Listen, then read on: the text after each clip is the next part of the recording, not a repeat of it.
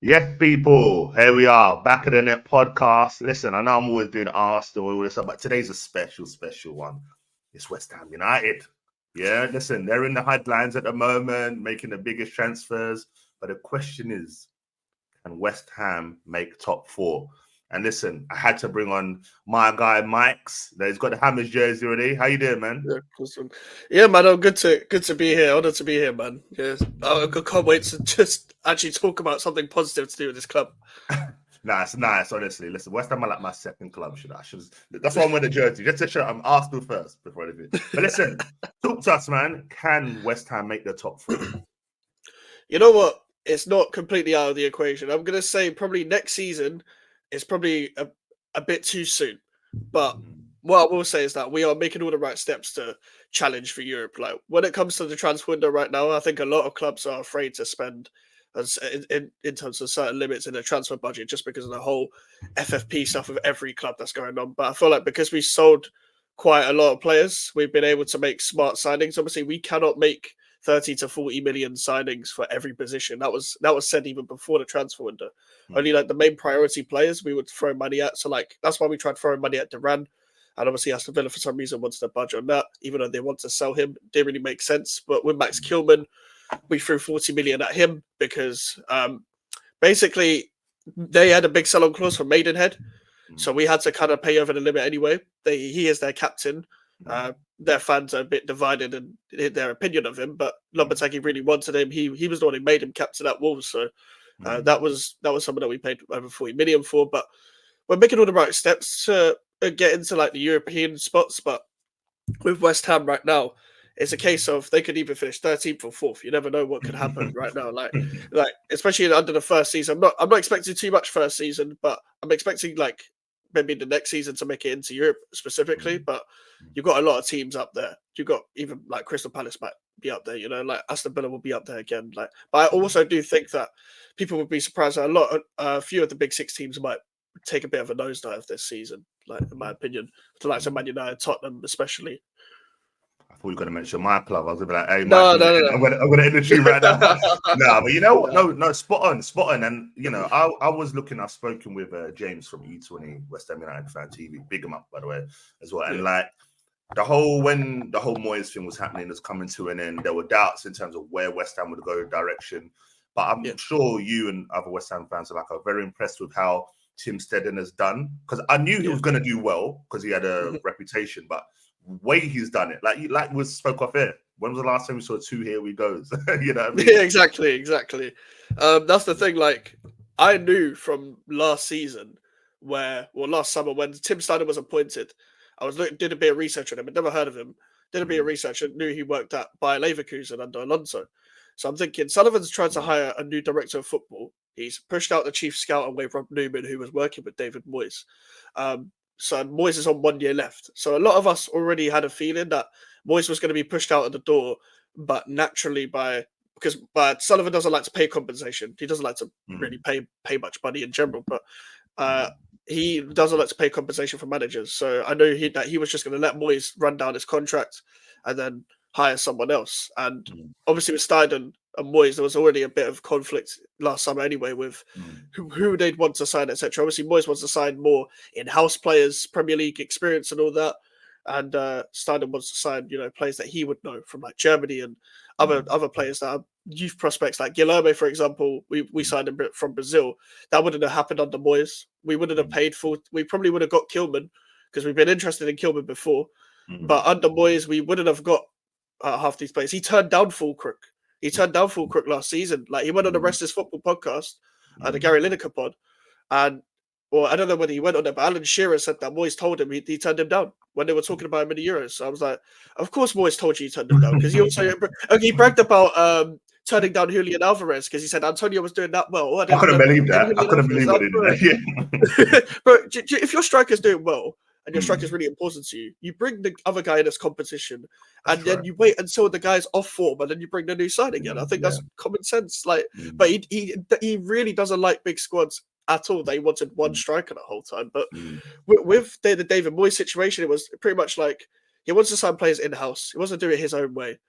And Steiner thinks in a whole different direction. So when Steiner was getting more of a grasp of the club and stuff, everyone with common sense knew that the guy who was signed as director of football last season was going to stay, rather than the actual manager that's got 1 year left. So with Lopetegui, he's tried. Like I had doubts over the appointment at first because I thought we just signed him for the cheap option. I know this was the owner's thing, but Steiner signed him, so I'm going to trust him, and he's always going to sign someone who wants to play more progressive, modern style of football. And Lopetegui seems to be the guy to do that at this current moment in time. And with the signings that we're making, you can see that as well. Like, we obviously still need a right back, and hopefully the Wan-Bissaka situation gets done eventually. But the striker situation, like Fulkrug and Rodriguez, are doing their medicals today, the second part of their medicals, and hopefully they'll be announced in the next couple of days. We obviously probably do need a centre back as well, but we have to rely on a sale for that to happen. Like, again, the Mavropanos are going to be the starting centre backs, and I think that'll be fine for this season. But if they gets injured, I do worry if again or Zuma start. If I'm being completely honest, especially if Zuma starts, I think Zuma's done. But with again as well, like this football suits him, but when it comes to be physically imposing as a centre back, he gets pretty much dunked on by every striker that I've seen last season. So that's my only really real concerns when it comes to the defense. But overall, I'm still really enjoying the signings currently. I was getting a little bit more impatient. I bet you are. Yeah. I was getting a little bit more impatient when it comes to the right back and striker situation, but the striker situation is done. So it's just the right back. It's just the right back situation. Like, obviously, it's not done until they're in a West Ham shirt. I do have to preface that, because West Ham do it different. We fumble, here we go. We fumble, here we go. So we make Fabrizio Romano look like a Z-tier journalist. Listen, there's a lot of them on Twitter. We've seen them, when we're into, and I'm sure there's some that you've called out as well. It's like, enough. Like, some of them just jump on the bandwagon, and you think, can you stop talking? Like, I don't want to listen to you. Yeah, I mean, but that happened last. Sorry, that happened last week. Someone said that the Duran situation was done. He's having a medical, and this was last week. And we're like, bro, I know not to believe you. Like, I know not to believe you. Like, I know this is not happening, but people still believed it somehow. Like, it's just a screenshot from a random website, and they're like, it must be true. And it got 200 likes and all that. But I swear he did a video where he was doing this.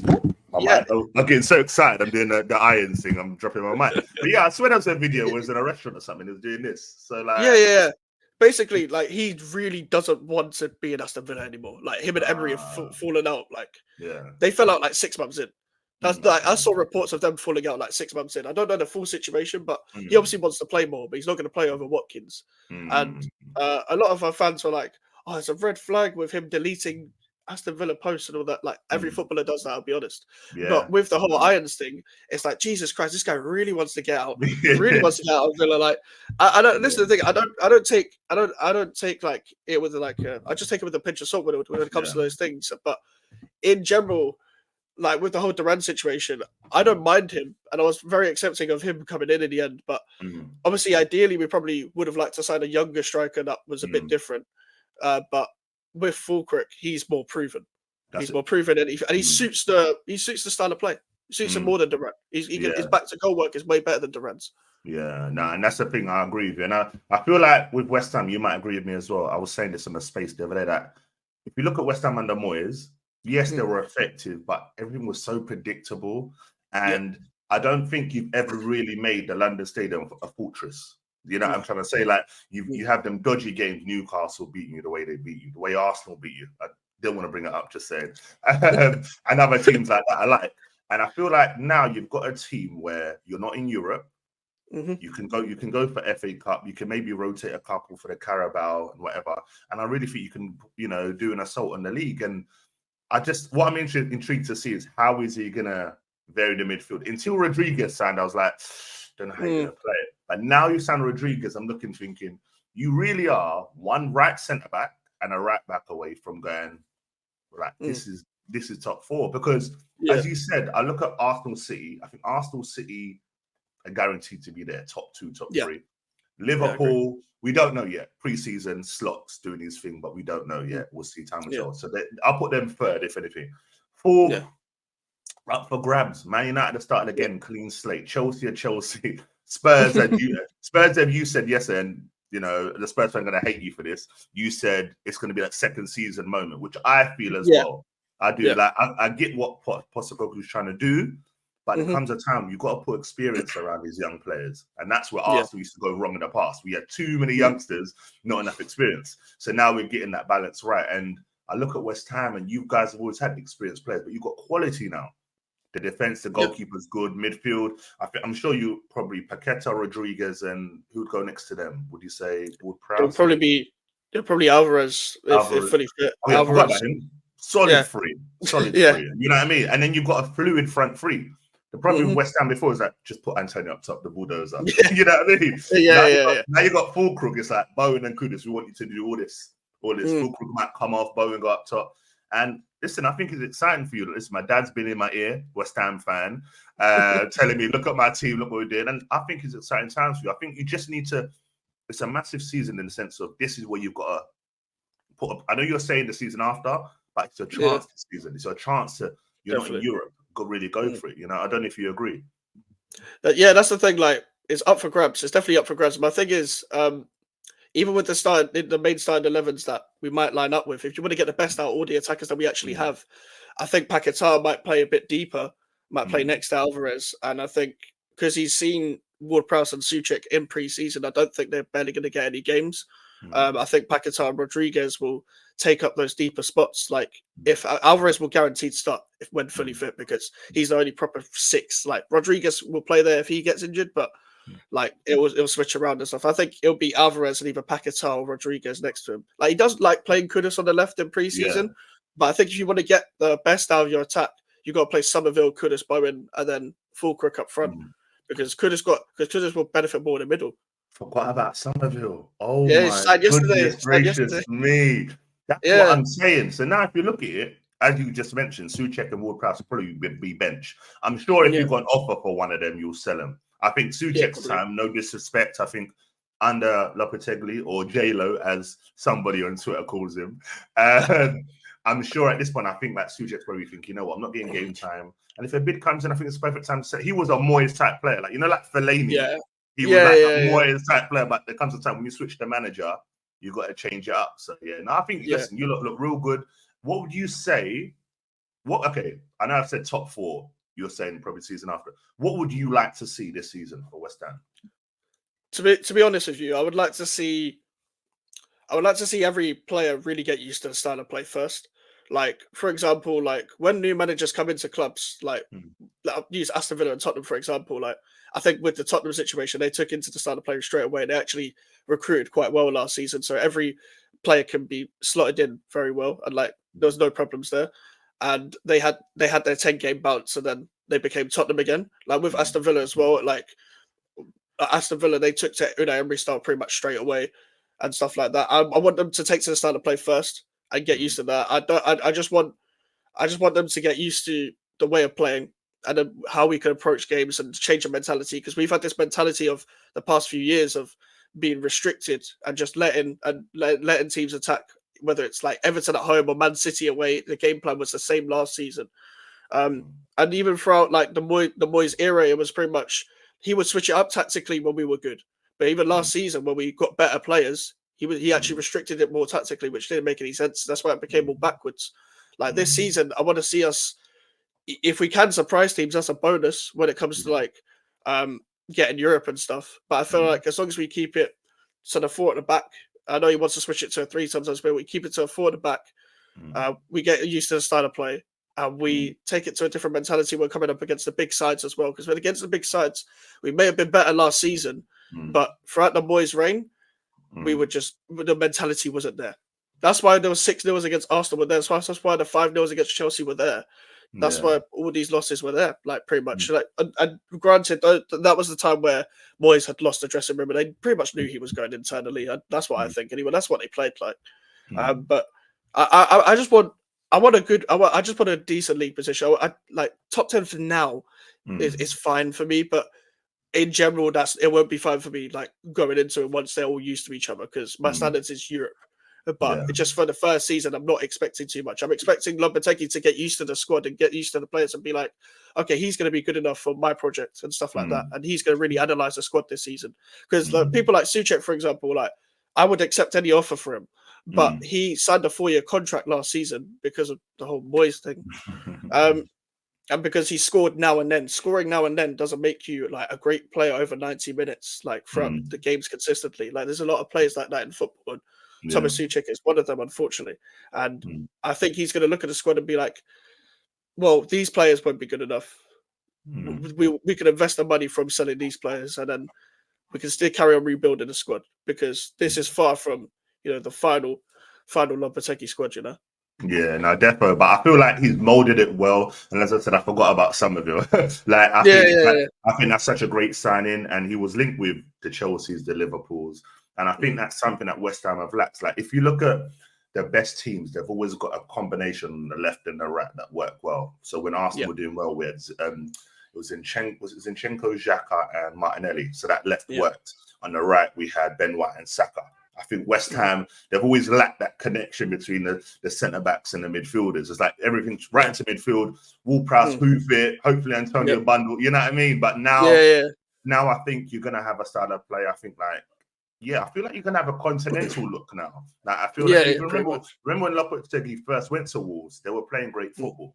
But sometimes some of these managers, they can be a bit restricted because they're not allowed to sign the players they want.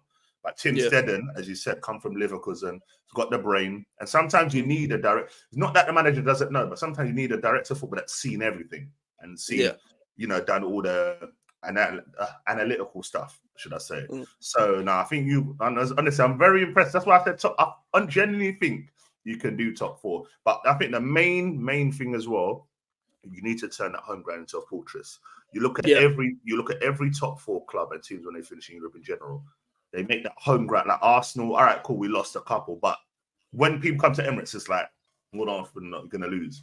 I feel like when you go to the London Stadium, it's like, it's a nice day out. The pitch is nice. You know what I mean? Everything's good. Like, I don't like the queues, by the way. I don't like the burgers. But everything else about the same. But everything's too far away. I feel like Upton Park had the on top of you, Phil. You know what I mean? I feel you did want to come to Upton Park. Yeah, you know what I mean? But I don't know how West Ham can bring that back. Maybe by winning stuff or winning big games more often. Because Moyes didn't win too many top 6 games, did he? Nope. Exactly. That's the thing. Like with everything you said there, like with the stadium, for example, I was actually saying the same thing on my stream yesterday. Like the way to get, like, to even get Europe again, like, or to bounce back, or to really put your stamp on things is, so I say, win the London derbies for me. Just study the London derby specifically, because there's so many London teams in the Premier League. Our head-to-head record in London derbies is terrible. So we've got to do way better with that. There's the Brentfords, there's obviously Arsenal, Chelsea, Tottenham, Fulham, Palace, whatever. Like these are loads of London teams. Focus on that and the home record. The home record, like, we don't actually have a terrible home record, but it's the fact that when it went to the whole Arsenal 6-0s and the Fulham 2-0s and the games at the back end of last season, it just went up in the air, really. But other than that, we would like draw a lot of home games and then lose like a big game. And we need to put a stamp on things, a bit like how Villa Park has become, pretty much. Like, as much as like the back end of the second half of the season for them, it wasn't as good. Like, people got to understand how good that home record really was. There's a reason why people were talking about it so much. They beat Arsenal and City in the same week, both times 1-0. They made it hard to win there. Like, they beat us for the first time in 10 years there. We struggled to go. They beat us 4-1. And before that, they didn't beat us until 2013 in the league in general. So, like, we've got to make it hard for people. Like, and I think also the atmosphere is never really that good unless it's a really big game and we fully force the atmosphere, like in a big European game. But I think the way to get a great atmosphere is to, actually have something encouraging to look at on the pitch. And I think with us, we're actually going to press from the front, and the fans are going to get behind that. They're going to encourage that even more. The fans are going to be really excited because none of us have watched good football ever, pretty much. Like, unless you're over 25, you probably haven't seen good football at this club. I've never seen good football at this club. I'm not even like, my requirement isn't even like having to play good football, but to get the best out of this squad, you have to play somewhat an attacking brand of football. And with the whole pressing from the front stuff, that's going to really get the crowd up for it. So, like, I feel like that's how we can improve like the stadium stuff as well. And with the whole centre back and midfield situation, like, I said this on my streams. Like, we bought a centre back every year for the last 4 years. So we bought Mavropanos, and we bought Kilman this year, Mavropanos last year, again the year before, and Zuma the year before that. And we had to wait until the 1920 season when we didn't buy a centre back, because Craig Dawson was signed before Zuma as well. We signed a centre back every year. We haven't had a partnership for about nearly 10 years at the club. So it's been really hard to even get one, because a lot of the centre backs we signed are either injury prone or they're just not good enough, or they wanted to leave. So it's been hard to do that. I'm trying to think of the last West Ham big partnership with centre back. Was it Gabidon and Collins, maybe? Yeah, do you know what it was? I think Upson and Gabidon, maybe that around that time. That's when I started watching. Where I started watching West Ham. Yeah. We had under Allardyce, we had Reed and Collins and Reed and Tompkins for a few That's years. The guy. Oh my god, I forgot all about him. James Tompkins. James Tompkins, man. Yeah, man. Like Reed, Tompkins, and Collins. Like it would either be Reed or Tompkins or Reed and Collins. Like that was the last time we really had one under Allardyce. And we tried it on Bonner and Reed, and that was good. But Winston Reed became very injury prone, so that didn't work out. But we could have had a good partnership with Bonner and Reed at the time. But then we just signed a bunch of like really bad centre backs. So after that, so it became messy.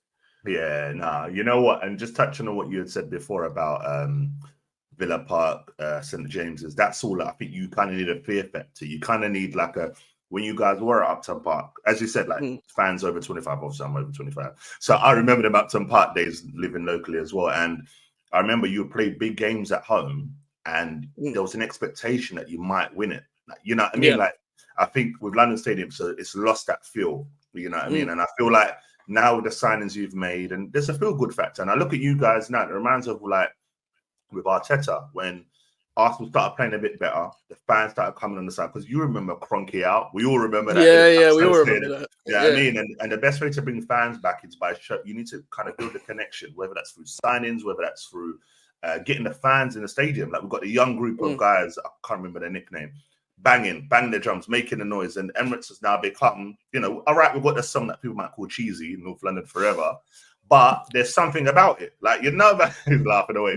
But you know what I mean? There's something now where you come to the Emirates and you know you're in for a game. And I feel like when West Ham get that, and plus the new signings, I think you're in a good place. I genuinely, and as long as Tim Steddon stays, you know what I mean? I think, honestly, I think you're in a good place. And you've got good youngsters coming through. I like the look of, I might be wrong when I say this, so West Ham fans don't kill me. There's Mubama, there's him. He's gone. Oh, he's gone. Yeah, he's gone. He's been released. The reason why he's been released is because obviously under Moyes, he was promised first team football, and then he never gave him first team football. And people called him bad, but honestly, he's better at running in behind. But in the Moyes system, if you don't play like Antonio, you don't play really. And Mubama, I'm pretty sure he's rumoured to move to Sunderland, so that'll be a good move for his career. But I wanted to keep him because under 18 Youth Cup team, like I went to Emirates to watch that final and stuff. Like obviously with better G's and stuff. But, Thank you for that. Thank you for that. better coaches and all that. But we had a great. We noticed we had a special crop of players there. Like George Urphy's going to. I love him. Through. Is he the one? Who's the one? There's one. It might be him. Number 10. He scored a banger in the under. I think it was Urphy. Or Urphy was the one that scored. Did he score the goal this season? Did you play him? Yeah. He scored against Luton. Luton. Yeah. Okay. Yeah. Because he came under a head injury against Fulham, and then had to get taken off, and then came back against Luton and scored. He was very highly thought. Like Lewis Orford, great midfielder. Like he's signing a new contract. He was actually meant to be part of the Duran deal because Villa wanted him. But fans were really upset about that. So was I, to be honest. But Freddie Potts, somebody who's a bit older, he's going to come through. His dad was obviously Steve Potts, who played in the 80s. Oh wow! Yeah. And his brother played for West Ham. Dan Potts. Not that Dan Potts, not the YouTuber, but Dan Potts played. He's played for Luton as well. Yeah. Oh, wow. So he's got quite a lot of family when it comes to football as well. Like we've got quite a few good players. Like Ollie Sculls, good young left back, given his debut at Moyes. I think he should pretty much come through once we've eventually let Cresswell go and stuff like that. Like we've got quite a few good young players. Callum Marshall's good. Gideon Kadoa is. He's really good as well. Like that under 18 Youth Cup team He's a very He's good. the one whose brother boxes. His brother boxes, isn't it? Yeah, his brother boxed yesterday. His brother won. Yeah, his brother won as well. Yeah, his brother boxes. I saw it. Yeah. Yeah. Yeah. You So, know, that's the West Ham I know. I grew up on West Ham having the great academy. Was it Tony Carr? Yeah. Carr was Tony brought Carr, through everyone, Joe Cole, Michael Carrick, all of that. And I feel like that's what West Ham are about. I feel like you need to make these signings, bring through the youngsters, let people see them, and just flourish. And I don't think it's a case of after 8 games it's not going well, jump on the manager's back. Give it time. No. Listen, we sat with Arteta, and I remember we had the Norwich game at home, and it was like, you've lost your first 3 games. Don't lose this one. And then everything changed. So sometimes there are little moments that just to transform everything. But listen, before we wrap up, what I'm going to give you a little. I'm gonna do this. Okay, so first game of the season, who you guys playing? Aston Villa at home. So give me your. Oh, what a tough game! It's a tough game. All right, give me your starting 11 for that game. So let's say Wan-Bissaka does sign as well, because people see in the artwork I've got a question mark. I'm not sure who's signing yet. What's your starting 11 for that first game? Areola in goal. Wan-Bissaka, Mavropanos, Max Kilman, Emerson in the back 4. I'd say Alvarez. I'm going to say Paquetá, Kudus. So we got to go all out. Then Somerville on the left, Fulcrook up front, Bowen on the right. That's so mad. You know, so crazy. When I think of Kudus, I think on the right of the 3 up top. But the fact you can now bring him into the 3 deeper. Yeah, we have to. And Somerville, that's insane. That's it. Because he's a number 10 by trade. He's a number 10 by trade. But then, listen, he's strong as well. You're not going to get the ball off him. I've seen him being quadrupled on. And he's got away from 4 players. Like, the guy's sensational. We saw it at the Emirates, mate. We saw it at the Emirates, you know what I mean? But now, listen. But now, Max, listen, thanks for coming on, man. You know what? I had to do this because every day I'm going online. Here we go, West Ham. I'm like, when does this happen? And listen, guys, before we go, make sure you subscribe to Mike's channel, like, comment, all that. And make sure you watch the latest one where Fulcrook signs as he's on the street. It's one of the funniest things. Like, he goes from all like, what he signed? No way. I love it. But listen, make sure, guys, you subscribe to him, whatever. We're definitely going to be doing more stuff in the future. We're going to be doing some stuff before the season again, live streams, all of that. But listen, you'll definitely see a lot more of him. And listen, for me, it's been a pleasure. It's been your favorite weekly podcast, Back of the Net podcast. I'll be back possibly sometime in the week. I've got one with a little Man United fan who Max probably knows as well, and other stuff. So listen, be sure to tune in for that. But for now, guys, it's been a pleasure. I'll chat to you a lot later. Peace.